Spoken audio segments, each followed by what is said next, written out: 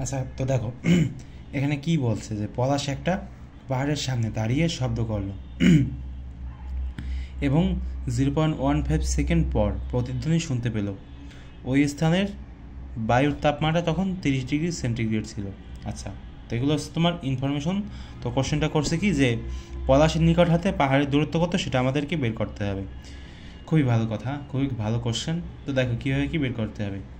তো এখানে কি কি দেওয়া আছে, মানে পাহাড়ের সামনে দাঁড়িয়ে শব্দ করছে, তো 0.15 সেকেন্ড পর প্রতিধ্বনি শুনতে পাইছে। তো ভালো কথা।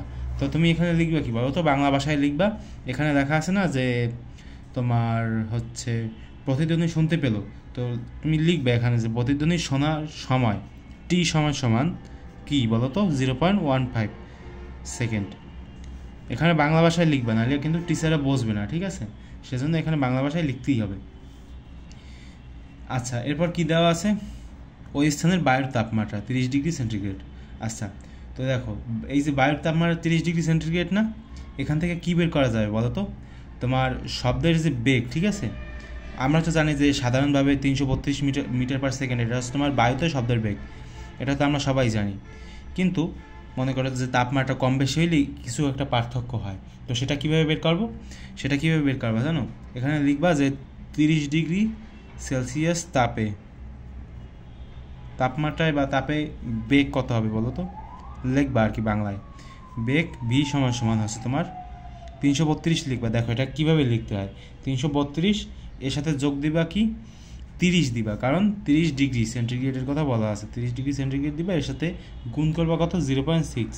তো ক্যালকুলেশন করলে কত আসে সেটা বের করার চেষ্টা করো। তো দেখো কত আসে, 332 যোগ 30 গুণ হবে তোমার 0.6। দেখো কত আসে 350। 350 কী বলো তো? 350 মিটার/সেকেন্ড। আচ্ছা, গেল। এরপরে আমাদের বের করতে হবে কি, যে পলাশের নিকট হতে পাহাড়ের দূরত্ব কত সেটা। তার মানে ডি সমান সমান আমরা লিখতে পারি হট, ঠিক আছে? এটা আমাদের বের করতে হবে।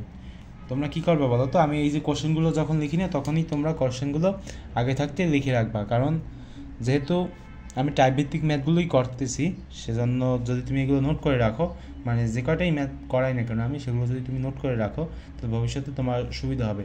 যখন তোমার পরীক্ষা একবার কাছাকাছি এসে যাবে, ফিজিক্স পরীক্ষা, তখন শুধু একটু দেখবা, করার কোনো দরকার নেই, শুধু একটু দেখে যাবে, তাহলেই হবে, কারণ এই ম্যাথগুলো খুবই কমন। আচ্ছা, এরপরে আমরা কি জানি, এখানে লিখবা বাংলা ভাষায় যে আমরা জানি 2D সমান সমান ভিটি। এখান থেকে বের করতে হবে কি, ডি বের করতে হবে। তো ভিটি সমান বাই 2, এখানে ভিটি এর মান বসাও। ভি এর মান কত এখানে 350 মিটার/সেকেন্ড। এরপরে টি এর মান কত? টি এর মান হচ্ছে তোমার 0.15। এরপরে নিচে হবে তোমার 2। তো দেখো এখন ক্যালকুলেশন করলে যেটা আসবে সেটা হচ্ছে তোমার 26.25 মিটার। এটা কি? এটা হচ্ছে তোমার ওই যে পলাশের কাছ থেকে পাহাড়ের দূরত্ব কত, 26.25 মিটার। এটা হচ্ছে পলাশের নিকট হতে পাহাড়ের দূরত্ব। বুঝতে কি পেরেছো? তো বুঝতে না পারলে আর একবার করো, আর যদি বুঝতে পারো তাহলে স্কিপ করে অন্য ম্যাথগুলো করতে থাকো, কারণ সময় খুবই কম।